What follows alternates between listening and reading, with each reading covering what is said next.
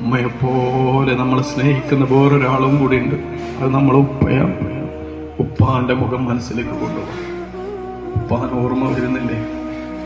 ഉപ്പ എപ്പോഴും ഗൗരവത്തിൽ നടക്കുമായിരിക്കും. പക്ഷെ വല്ല ഗൗരവമൊക്കെ ആണെങ്കിലും ആ ഉപ്പാന്റെ മനസ്സ് നിറയെ നമ്മളോട് സ്നേഹം.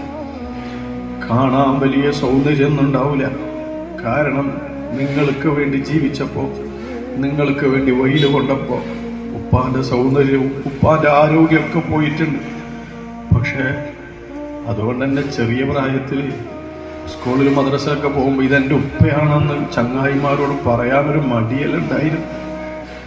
എന്ത് മടിയുണ്ടായിട്ടെന്താ കാര്യം? ആ ഉപ്പ ക്ഷീണിച്ചു പോയത് നമുക്ക് വേണ്ടിയാണ്. ആ ഉപ്പ മെലിഞ്ഞു പോയത് നമുക്ക് വേണ്ടിയാണ്.